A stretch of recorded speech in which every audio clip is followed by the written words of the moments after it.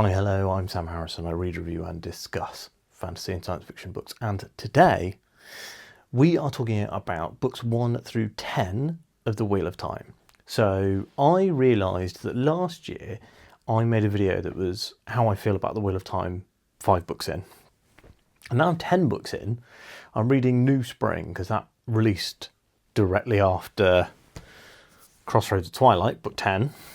And I like to read things in publication order, so I started reading New Spring, and I realised that reading this prequel, I was like, oh, I haven't actually talked about how I feel about The Wheel of Time, like, as a whole. So you might be, if you've been following the channel, you've seen that I do my reviews for each individual book, non-spoiler, of course, and then I do a full spoiler discussion afterwards with my friend Matt from Bask in the Story.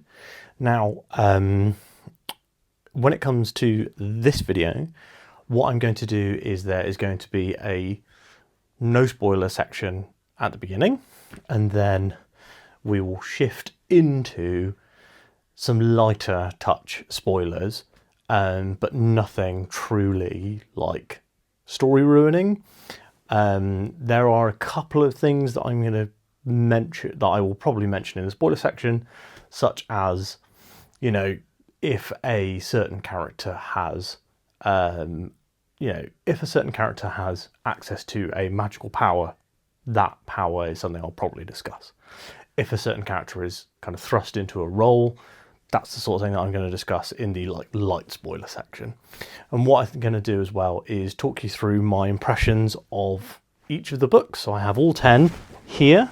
I don't know whether this will show up on the video. Yes, it will. I've got all 10 here that I have read. What we'll do is when we get to talking about the books individually, I will flip this stack over and I will just go through each individual one and let you guys know my kind of main thoughts, feelings and vibes on each one. So yeah, now let's talk about how I feel about the series as a whole. So really interestingly, I had not felt what Wheel of Time fans call the slog until Crossroads of Twilight. So a lot of people complain about the books that are kind of from A Crown of Swords onwards. A lot of people still do like A Crown of Swords, but a lot of people complain about Path of Daggers. A lot of people complain about Winter's Heart, and Crossroads of Twilight is widely thought of as the worst. But how did I feel as an update from my 1 to 5? So interestingly, when we hit book 5, which is Fires of Heaven, which is down here, book 5 was, for me, the weakest after Wheel of Time really got good, which I would say is book 2. So I enjoyed The Eye of the World quite a bit, but there were a few elements lacking. So I really wanted more of a bombastic ending.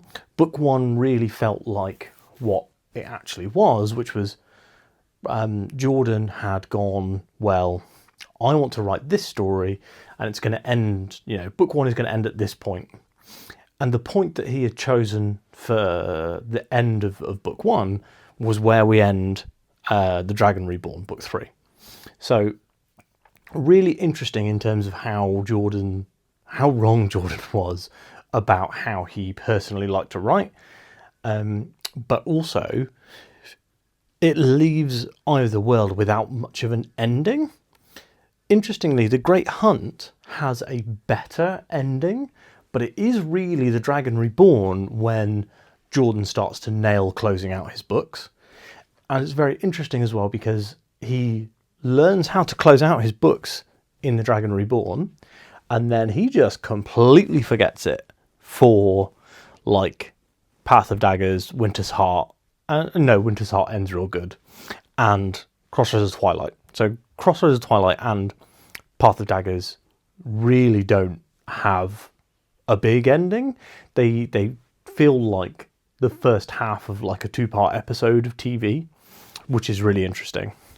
So overall, I'm still loving the series. I'm still a huge fan of The Wheel of Time, and when I recently ranked and rated my top 10 fantasy series of all time, The Wheel of Time was number 2. So, huge fan of this series. And while I had not read Crossroads of Twilight at that point, Crossroads of Twilight did not do so much damage to the series, simply because there's a couple of sections that I really loved in that book. And those sections that I loved in that book stopped it from being a complete 100% disappointment. I was disappointed in the book, but what I ended up doing was switching to the audio for most of Crossroads of Twilight and listening while playing puzzle games. It was a good experience in the end. I did not dislike reading it at all. I ended up rating it a 3-star, which is my lowest Wheel of Time review. But there were sections of that book that were 5-star, and there is a couple of specific sections that I honestly felt were some of the best writing in the series. So even in the darkest spot, Crossroads of Twilight, there is a glimmer of hope. There is that ray of sunshine. And it's very interesting to me looking at this series from where I am now, looking back and thinking, like, when I was reading The Fires of Heaven, going like, what's going on with this specific character? Why are they being talked about so much? And it's, because they're much more important later on. And Jordan was really smart at slowly building up his world, building up his characters, and building to these kind of incredible story crescendos. So that's kind of how I feel about the series overall, which is basically I love it, and that even the widely thought of as weakest book hasn't really tampered my good feeling about it at all. Shifting away from that completely spoiler-free section, what I want to go into now is what I would refer to as spoiler light. So if you are the kind of person who wants to go in completely blind and you know nothing about Wheel of Time up front, which was it wasn't me, because I had watched the TV show. So I had watched season 1 of the TV show multiple years before starting the books and had forgotten a huge amount of the TV show. But there are things that I'm going to reference here that I did not, maybe because I'd watched the show, but they didn't feel like big revelations or twists. So I will, for example, be talking about how Rand is the Dragon Reborn. That is something that is fairly clear by the end of book 1 and 2. So pretty obvious by the end of book 1, very obvious by the end of book 2, and the third book is called The Dragon Reborn. So that kind of hopefully will lean you guys into, clue you guys into how I feel. So what I want to do here in this spoiler light section is talk about my feelings on each specific character and on what's going on with them, where I am in the books. So I think it makes a lot of sense to start with Rand. So again, while I might talk about how I feel about what they're doing in the books, I'm not going to talk about what they are doing. I hope that makes sense. So Rand is the protagonist of these books. He's like, the Otherworld is almost exclusively from his point of view, and then he's maybe not the most, I don't know whether he has the most POV pages and chapters, but what I will say is that Rand is the most important character in this series. So Rand being the Dragon Reborn, the series kind of spins around him. So him being born, him being the Dragon reborn, him being the dragon is kind of what kicks the entire adventure off. Just grab my drink here. So yeah, Rand is a really interesting character because he is kind of resigned to his fate that he's going to die, and he's kind of pushing away the people that love him because he knows he's going to die, but he also doesn't want to die unloved. So he's kind of in this real horrible situation between the rock and hard place of knowing he's going to die, not wanting to die unloved.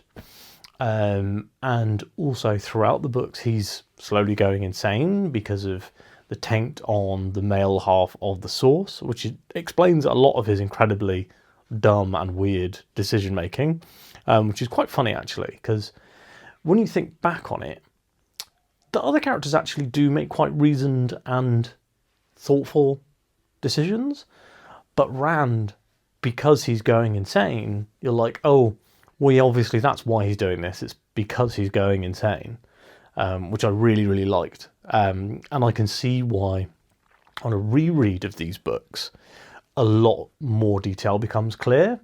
So I've already, one of the reasons that I collected this series in this matching paperback set is that I fully intend to reread the series a few years down the line. I have, like, in the back of my head, I'm like, maybe when I've had like a 5-year break, that'll be a great time to reread them all.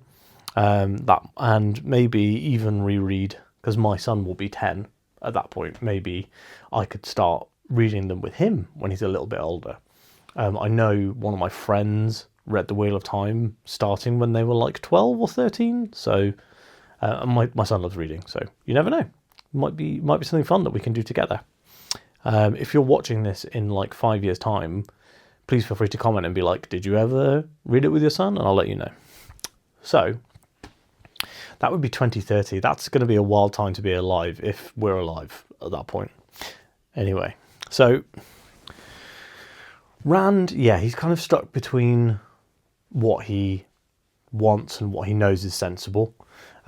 Every character in The Wheel of Time has a really strong central conflict. Some of them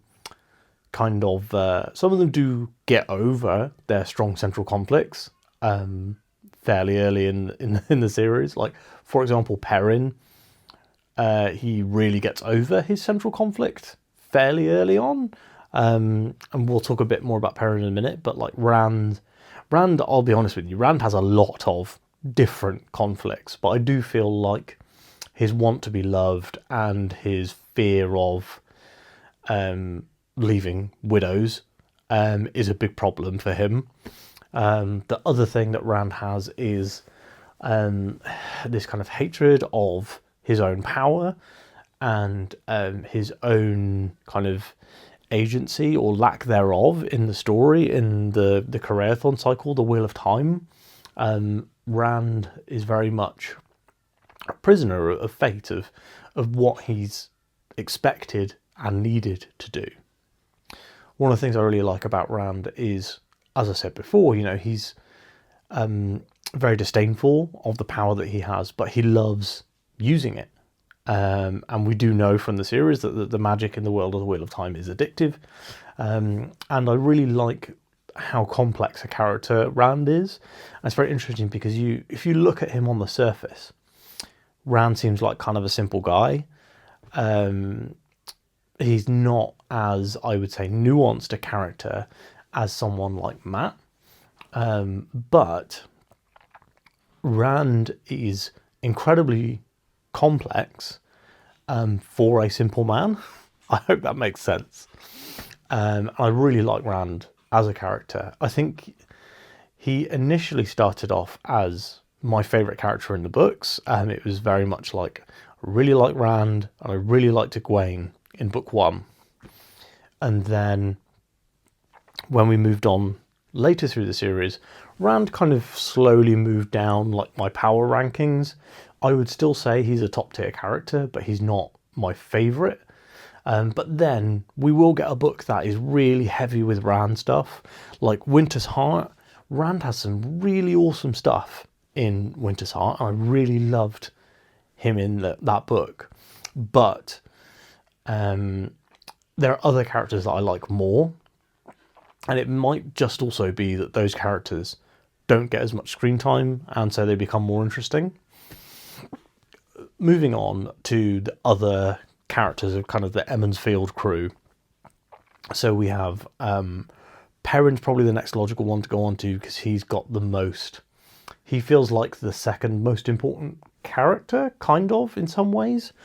So Perrin's central conflict is, at the beginning, his wolf stuff. So Perrin is a wolf brother, which means that he can talk to wolves. He has some limited wolf abilities, and also he can inhabit the minds of wolves and like the bodies of wolves and like psychically connect to them. Like wolves are all connected as like a big hive mind sort of thing. This particular magic system is super interesting. Jordan has done this thing with the Wheel of Time where not all the magic is the same. So you see this in a lot of like this is actually a big thing in the Mistborn stuff, where in Mistborn there's 3 magics and they all are related to metal in some way. But then if you look at the Wheel of Time, you have Saidin and Saidar as the 1 power. You have the kind of the luck magic stuff that Matt's got going on. You also then have Perrin and his wolf brother stuff, and all of these different things are really separate, and they don't seem to have much overlap. Like the wolf brother stuff doesn't really have any overlap with the 1 power, for example. Like Perrin isn't casting anything. It's just an innate ability that he has. And I do really like that. I really like that Jordan has built this world out to the point where he can have these extra different magic systems.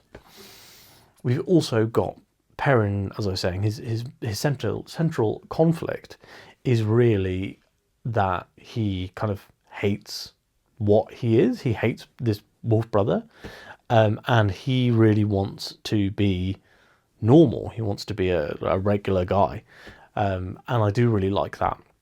He kind of gets over that quite quickly, and then his future conflicts are about, a lot of them are with his love interest, which I do like, though I don't like as much. I think he's still an interesting character, but I feel like aside from a very strong story sequence in Crossroads of Twilight, I feel like we've not really seen anything interesting from Perrin since book 4, The Shadow Rising, which he's essentially the protagonist of that book. He's very, very like heavily involved in that book, in the story. So yeah, I think that the other thing I was going to say was Perrin and Rand's relationship is really interesting as well, because Perrin's kind of afraid of Rand for a lot of the book, and he's kind of angry with Rand. And even though it's been a while in the book since we've kind of seen them together, I am really interested to see how the story threads weave back together as we come towards the ending of the series. So I haven't actually mentioned... I've mentioned where I am in the series, and that this is the last book I finished, book 10. But there's 4 books left. So there's the last Robert Jordan book, Knife of Dreams. Then there's the 3 Sanderson books. I'm really looking forward to reading my final Jordan book. I might be a little bit sad about that as well. I think that I might do a video specifically about that being the last Robert Jordan book once I finish the series. But yeah. Anyway, we're on characters now. And I want to just touch on a couple more. So obviously I'll be touching on Matt, but I also would like to talk about Elaine Egwene and Nynaeve. But let's move on to Matt. Matt, I've got a lot of time for because he is the funnest character. The big problem with Matt is that he's basically shite until book 3. So books 1, book 2, Jordan doesn't really seem to have a role for Matt. He doesn't have like an idea, or Matt doesn't really fit in anywhere. He's just kind of the third wheel to Perrin and Rand. But from book 3 onwards, he's probably most people's favourite character. And that's because he's incredibly fun to read. Matt does this fantastic thing where he lies to himself a lot. So Matt will be like, I don't want to be the hero, I don't want to be blah, blah, blah. But then, you know, at every given opportunity, he will put his life on the line to save other people. And once you get past the early books with Matt, he is most definitely, I think he's my favourite character. He's just so much fun to read. He's such a fun POV to be in. And again, his central conflict of kind of lying to himself about wanting to be the hero, wanting to save people, wanting to do the good, right, best thing is a genuinely fun and interesting kind of quirk and conflict that I really enjoy. I've probably spent way too long in these first few characters, and I need to shift on because I do want to talk about the individual books. So I want to talk about Elaine, Egwene and Nynaeve, and I think you can kind of talk about them together because they have a really, really strong bond as a relationship. And I actually think that Elaine, Egwene and Nynaeve are more convincing friends than Rand, Mat and Perrin, even though we're told throughout the series that Rand, Mat and Perrin are best friends. Egwene is kind of an early favourite of the three, simply because she's like the one character that wants to leave Emond's Field. So like Rand, Mat and Perrin, if they'd had their druthers, would never have left home. They've never left their village. They would have never gone to war. They would have never fought for their lives, you know? Whereas Egwene always wanted to leave. And when she's found to be able to touch the source, to be able to use the one power, she's very much like, oh, cool, I'm going to leave and I'm going to become an Aes Sedai. And that is an incredibly cool storyline. The problem that I have with Egwene is that she goes into becoming an Aes Sedai and then she kind of treads water for like a couple of books. And then we have the Rebel Aes Sedai stuff where she becomes a lot more interesting, and kind of where I'm at, I think she has become, again, one of the most interesting characters in the books. As I said originally, my two favourite major characters were Egwene and Rand, and then they swiftly got overtaken by other characters, but now we're almost back to that point. Matt's still probably my favourite, but those two are kind of close runners-up. And then we have Nynaeve, another member of the Emond's Field lot. Nynaeve's central conflict is that she is an Aes Sedai. She can touch the one power, but she hates magic. She hates, you know, anything that she can't understand, control, anything she's not good at. And interestingly, while she's very powerful as an Aes Sedai, she isn't very good at being an Aes Sedai. She can only cast magic when she's angry. And there's lots of really interesting foibles to her character. She is very much like Matt in that she's lying to herself a lot. She says outwardly certain things whilst thinking the opposite. She often thinks she thinks herself in circles. So reading from her POV is very interesting because she does this thing where she'll be like, and of course I was only doing this for blah, blah, blah. But like, you know, when you read like the language, the behaviors that she is exhibiting, she's often completely at odds with the thoughts that she's having, which I think is really great. Her and Matt are very much a pair in the way that their chapters read. Nynaeve can be frustrating at points.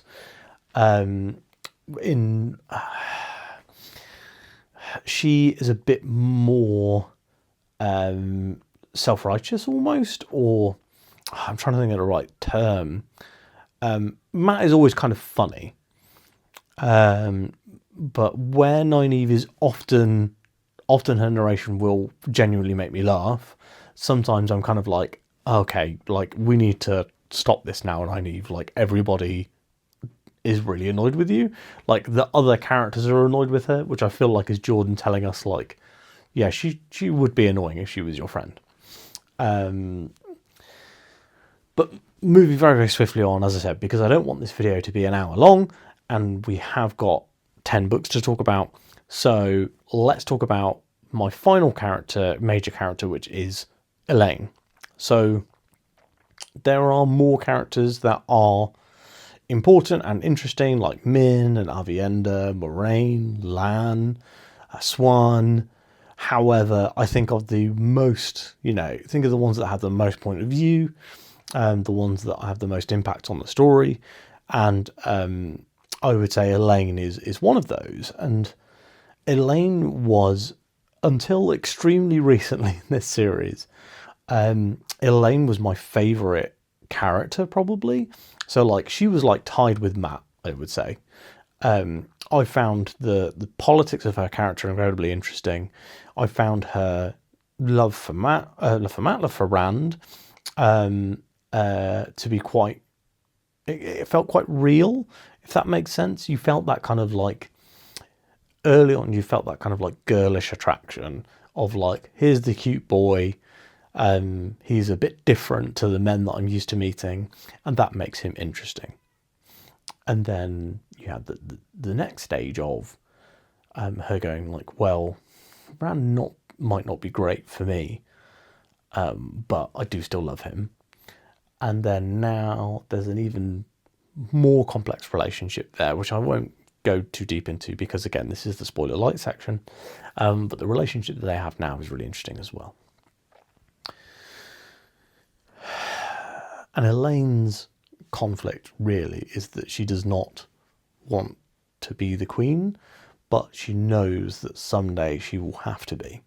So Elaine is, she's creative, she's an inventor, she's a crafter, she is very much in tune with her magic and with her ability to touch the One Power.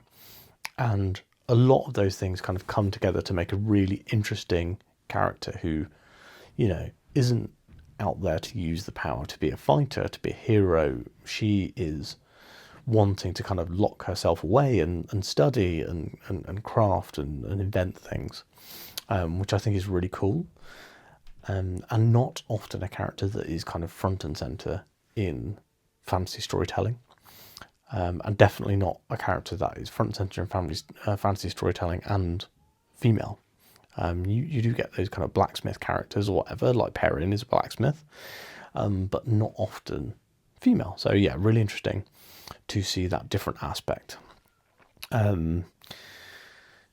Let's move on because, again, we're not going to be here all day. Let's talk about these books. So I'm going to flip the pile. I'm putting my drink down because I don't want to, if I accidentally drop them, I don't want to like spill a massive drink all over the floor. I don't think I'm going to even bother trying to do this like gracefully or like in a cool way. Oh, they've already all completely come out of order. No, I fixed it. I'm fixing it, everyone. Okay. So, let's talk about each individual book. I'm not going to spend too long in each book.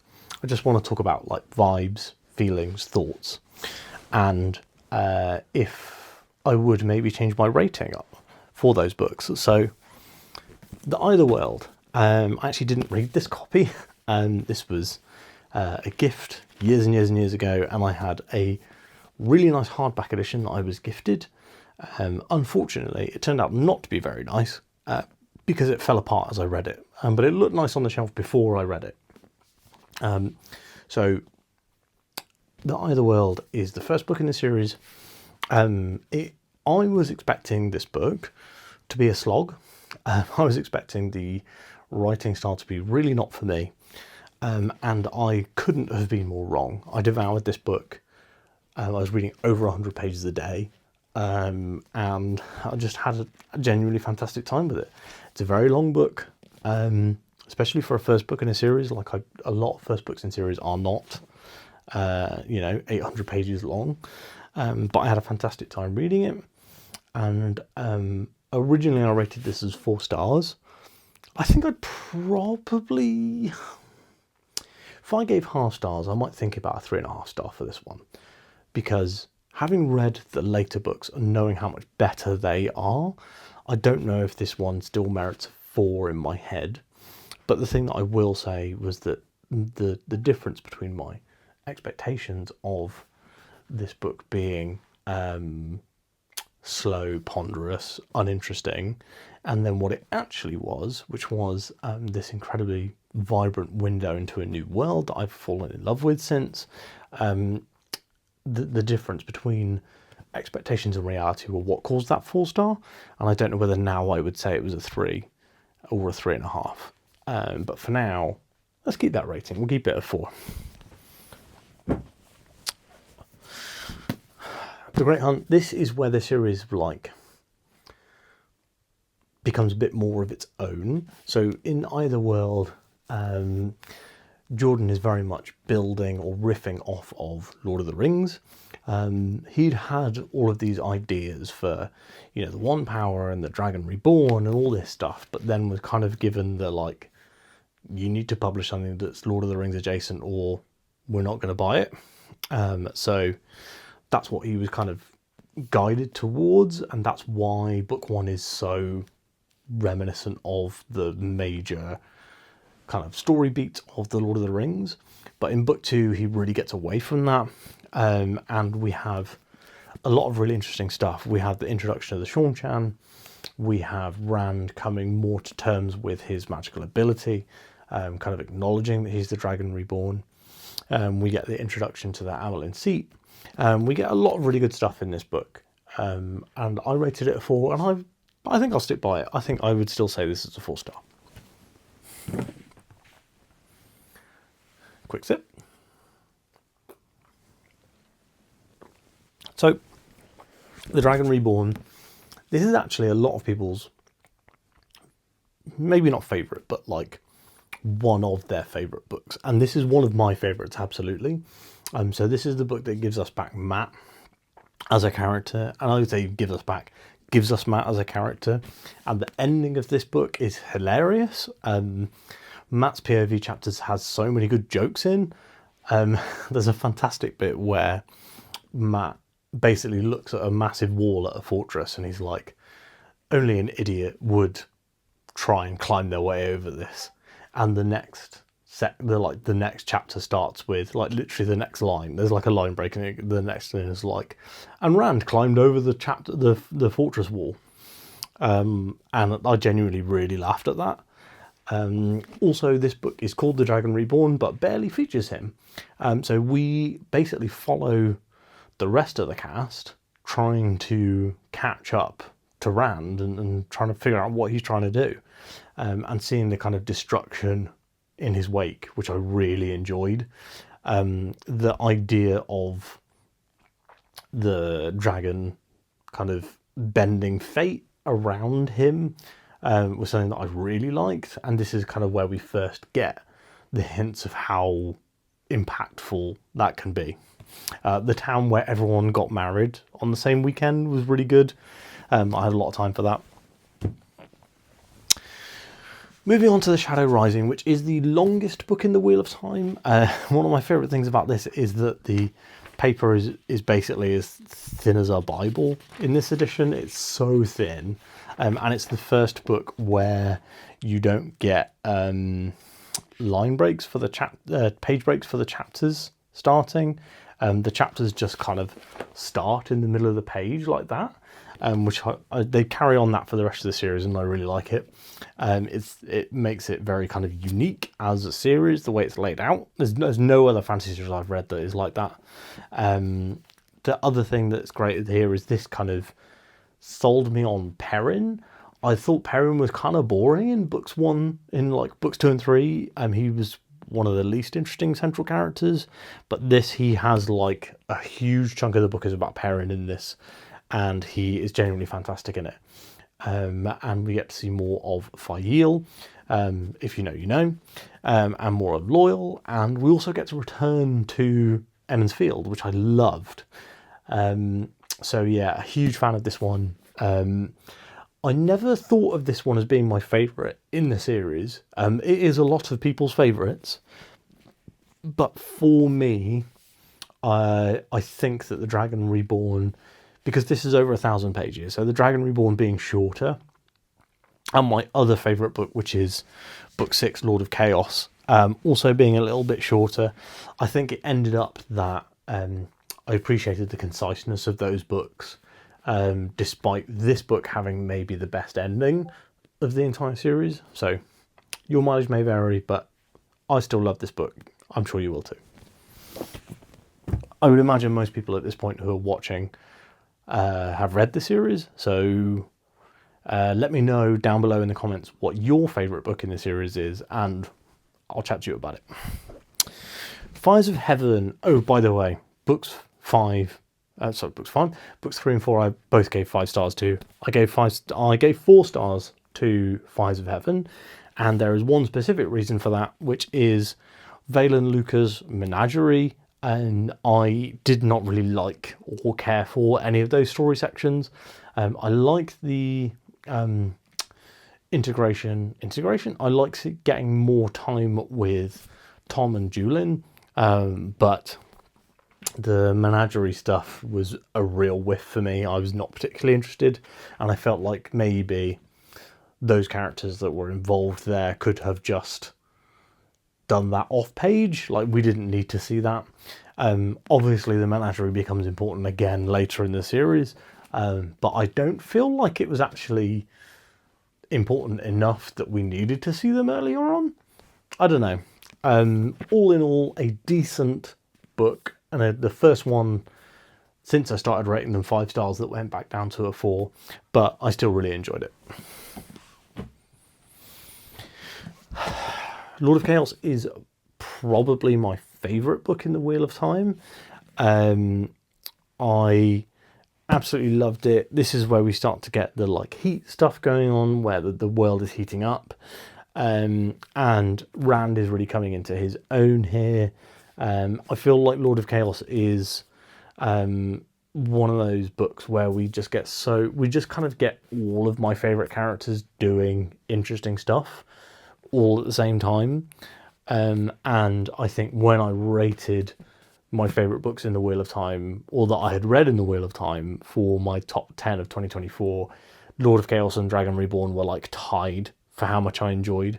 My favourite thing about Lord of Chaos also is the original cover, which is terrible and really funny, worth looking up. And I've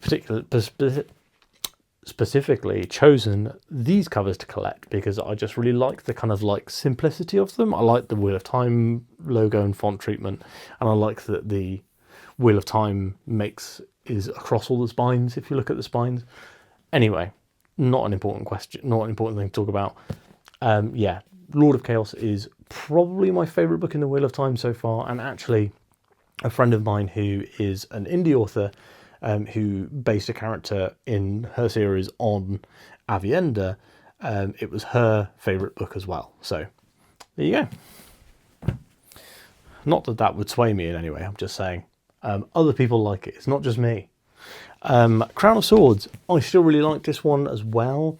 Crown of Swords was a lot of fun. We are now into the kind of book, so from Lord of Chaos onwards, maybe even Fires of Heaven onwards, we get into what some people think of as the slog starting at book 5, which is insane, by the way. People who think that is wild. I still thought pretty much up to Winter's Heart I was having a fantastic time. But what happens with these books is they stop being as self-contained. So oftentimes what will happen in early Wheel of Time books is there will be a few problems and the characters will solve them in that book. What starts happening there's a few storylines in Shadow Rising that continue onwards, but it isn't really until we hit the 5, 6, 7 mark that the books become really episodic. So you could almost, and I will be honest with you, I think that 7, 8 and 9 you could pretty much talk about as if they were almost one book. These books are, as I was saying before, they're really episodic. So you don't tend to get this massive bombastic ending, where Winter's Heart does have that. But these books almost feel like, okay, we're going to check in with Rand, we're going to check in with Mat, we're going to check in with Perrin. And Perrin, for example, might not actually get the thing that he's trying to do done in a single book. It might take all three. I mean, I would say he's kind of still doing the thing that he set out to do after The Shadow Rising. So, yeah, I can see why, if you're reading these books as they came out, and you got an entire book where the biggest and most important thing that gets done in the book is done in the first third, and then the rest of it is just kind of like, what happened next? I can see why you might be upset if you then had to wait 2 years for another book.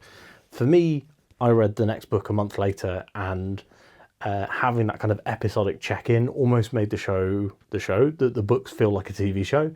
And you can see why it's been adapted for TV and why I think the adaptation has been quite successful. Wheel of Time fans are not fans of it, but I know that a lot of my friends who didn't even know that there were books love the TV show, which I think is really funny. I think my wife is planning on watching the show because she doesn't want to read 14 1,000-page books. So, well, weirdo, right?